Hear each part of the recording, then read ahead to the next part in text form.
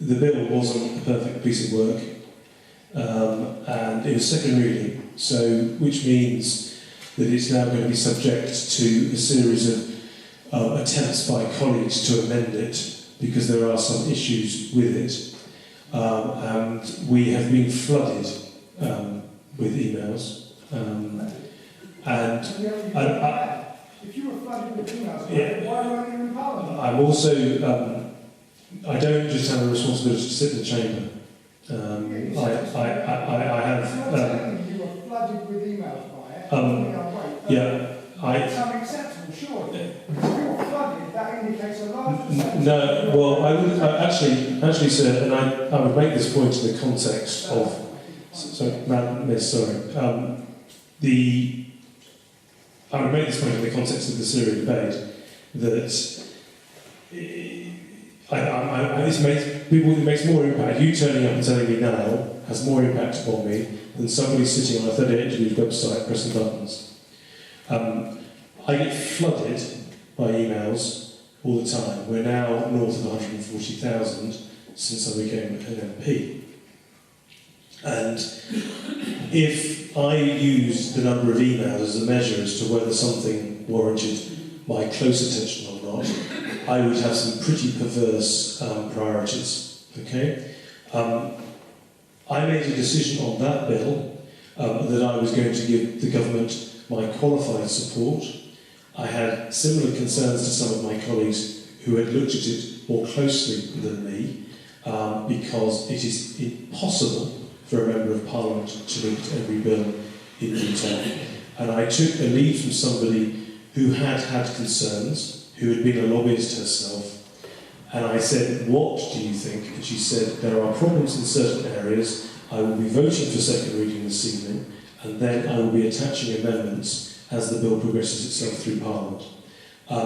My instinct about the bill is that it's not perfect, it was one of those situations where one has to make a judgment, and I made a judgment by voting for it. I will keep a close eye on it as it goes through, and we'll see where we are next week. But it's extremely difficult when I've had more emails on badges, more emails on lobbying than I have had on my vote on Syria. And I think the general public might want to reflect on that, because I think in the order of priorities, I think I got it right by fully engaging my brain on the Syria vote. That's a judgment call. People can make a judgment and say, well, I'm not voting for that guy again because he didn't turn up for a particular subject that mattered to me strongly. It wasn't like I was sat doing nothing. Trust me, it wasn't. I just was not able to be in the chamber that afternoon.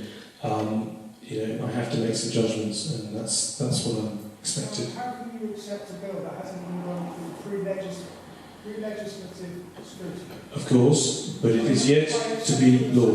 It's yet to be law, okay? It's not in law. It was second reading, okay? You would be well within your rights to have a go at me if I then voted into law and you still don't like it, and you're then well within your rights to place your vote in 2015 accordingly.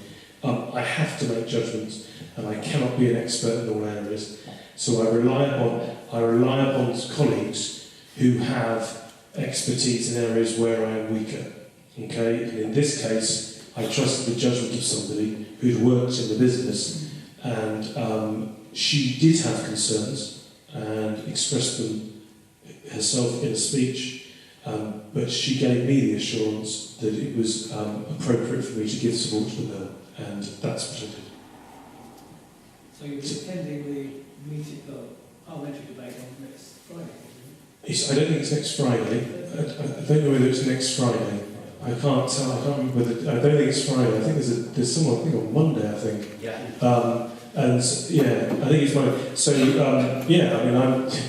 trust me. I'm aware that this is an issue for people, and I had emails that people were coming this evening to discuss this very issue. And as I say, I'm more impressed by people turning up to express their view than automated emails. because we get flooded by automated emails, so much so I would say to you, don't bother, because colleagues are now becoming absolutely fed up with it, because it cannot work, because they're constantly getting emails sent to them on a whole variety of issues, because it's too easy. You know, you can just go, oh, I'm angry about that, press a button. I'm angry about that, press a button. And actually, quite a lot of these emails, I think, are being sent by people who haven't fully thought about the issue. People who turn up to me at an event like this have. Okay? They've thought about it, they've got concerns. And you have every right to come and see me and express those concerns. Ultimately, though, I have to make a judgment call. And I can't tell you what that's going to be next week until I actually sit down and I look at it and I go, right, okay, what are the concerns? What has the government done in response to those concerns? But even then, I am a Conservative Party Member of Parliament. I am not an independent Member of Parliament. I take the Conservative Party whip. I have the honour and privilege of addressing you this evening because I am proposed by the local Conservative Party to be the candidate in the general election. And sometimes that means taking the party whip at a time when you think, not 100% sure about this, there are flaws in this, but I'm going to go with this. On Thursday evening last week, it was a 3-line whip to vote for that motion. A 3-line whip.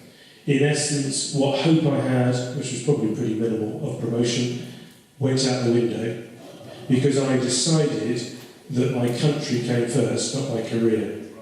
And there are some times where I have to make judgments on more domestic issues, where I put my position within the parliamentary party before necessarily the voting against slightly flawed legislation. And if you've got an issue with all of that, I certainly have, because I had a conscience, as displayed as last week, that we have party politics in this country which underpins our democracy, and it ain't perfect.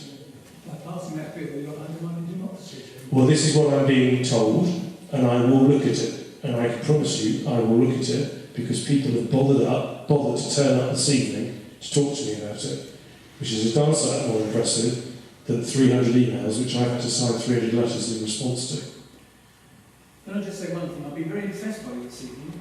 I've never voted Conservative in my life.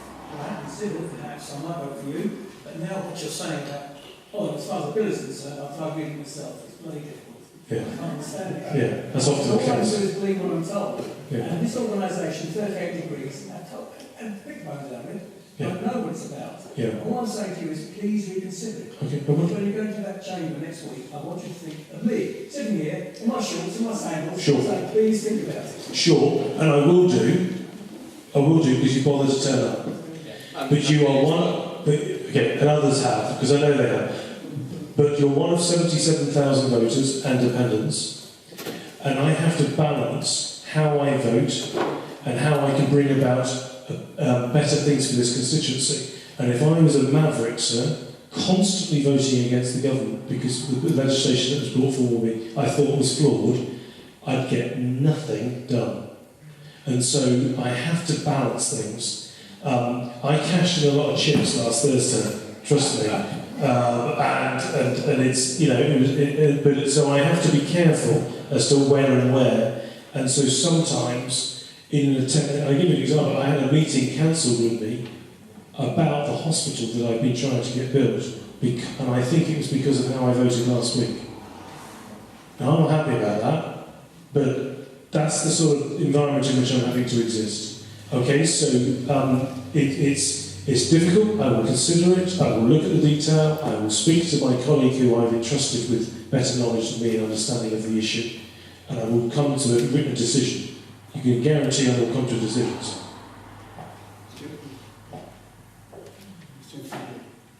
Yeah, sorry. Hi, firstly, I'm here particularly because I'm concerned about the lobbying bill. Sure.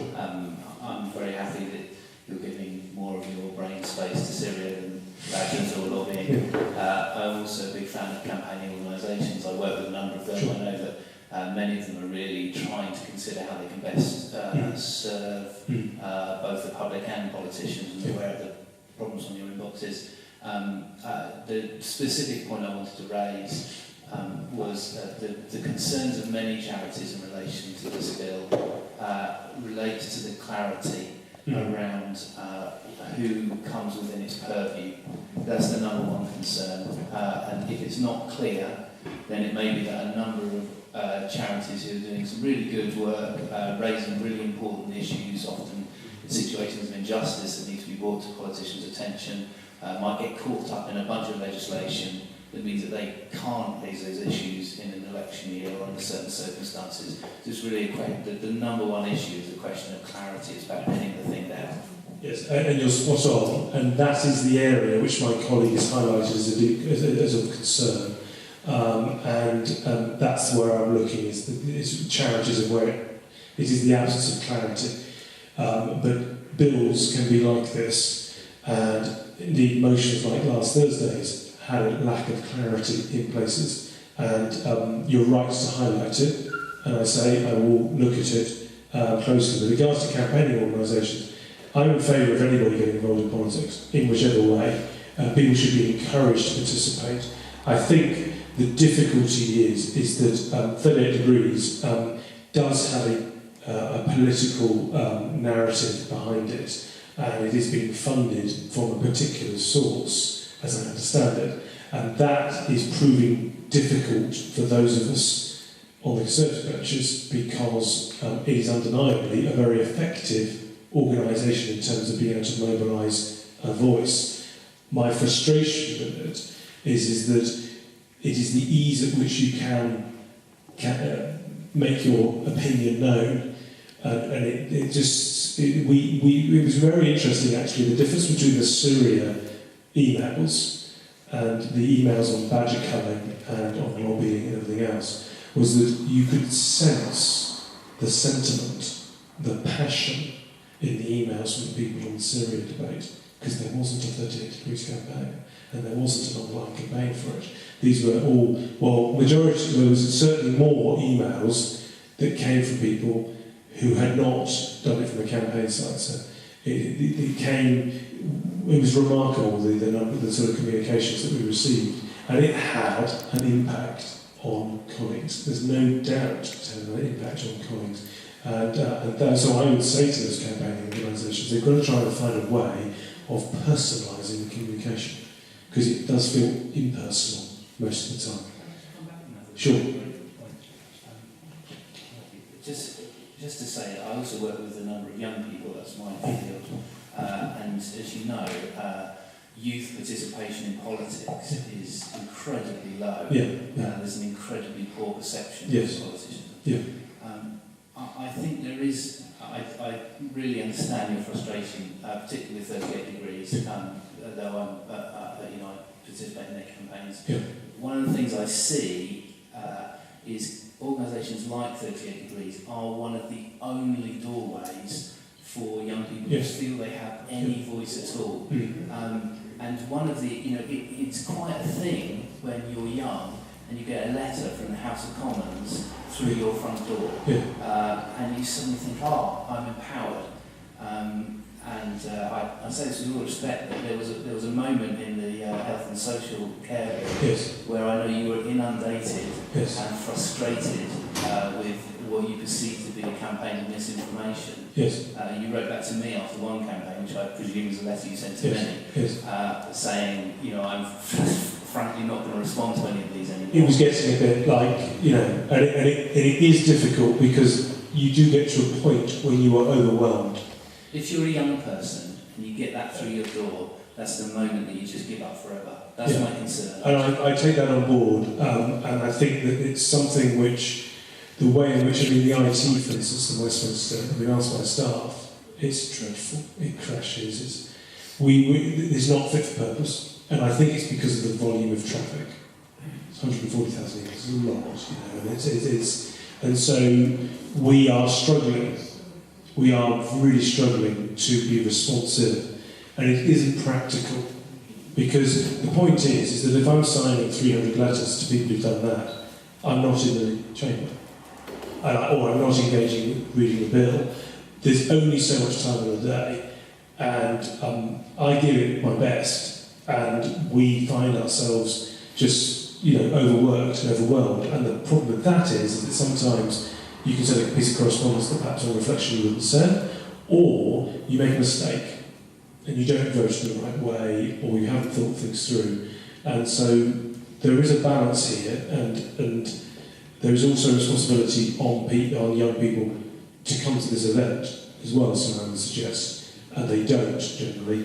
Generally speaking, the age profile is older, and I don't know what to do about that. We've tried extremely hard to engage with young people in the constituency,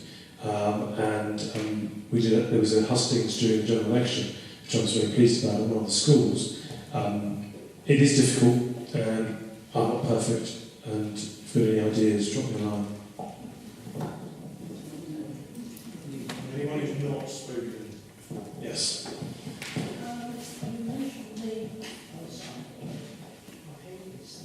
You mentioned the hospital earlier on very briefly.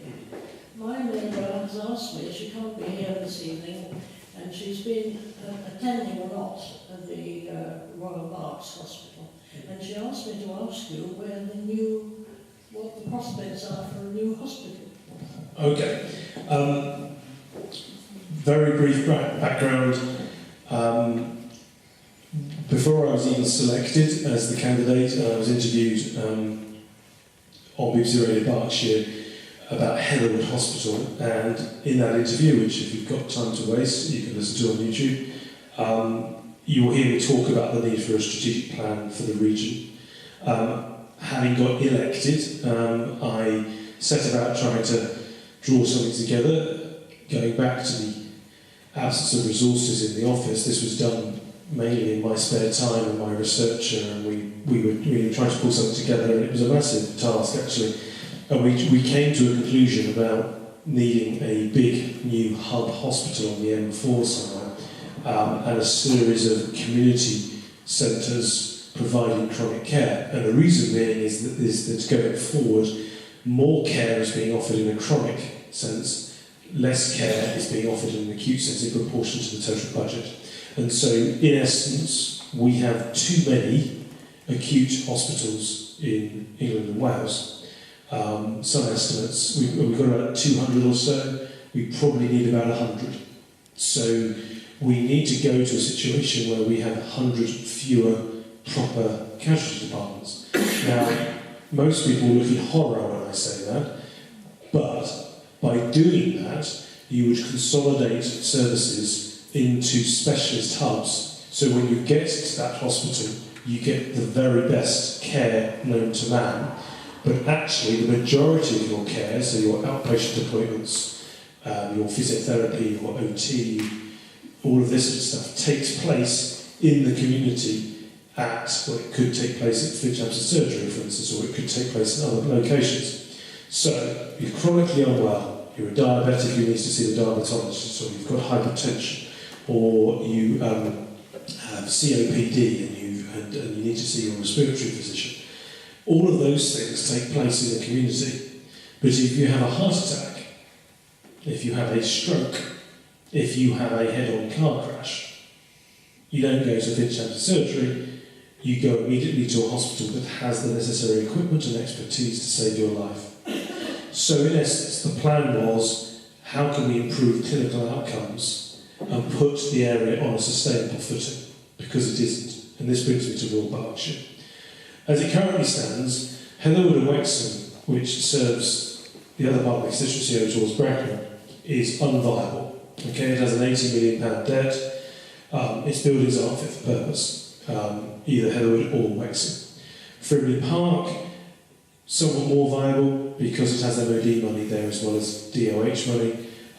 Not a series of buildings that are fit for purpose, though, I might add. And the Royal Berkshire Hospital is now not so viable. It is teetering towards financial unviability. And this is multifactorial, but in essence, the Royal Berkshire Hospital doesn't have an immediate to long-term future in its current form, okay?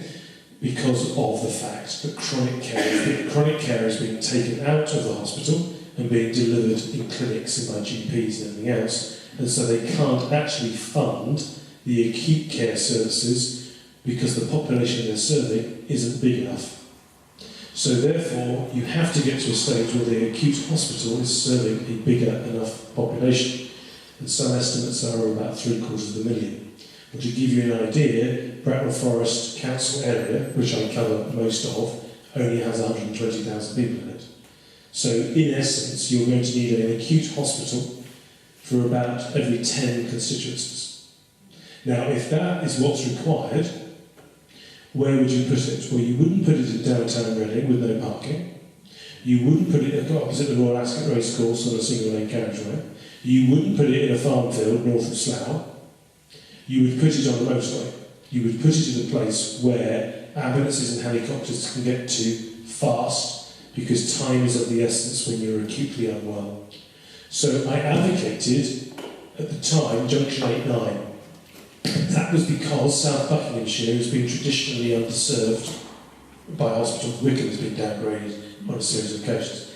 Since I had published that, I have now moved to realising that actually, for a whole raft of political reasons in Buckinghamshire, that actually it is more likely that a merger will take place with Royal Berkshire than it would with South Bucks, which I suspect could move the location west on the M4.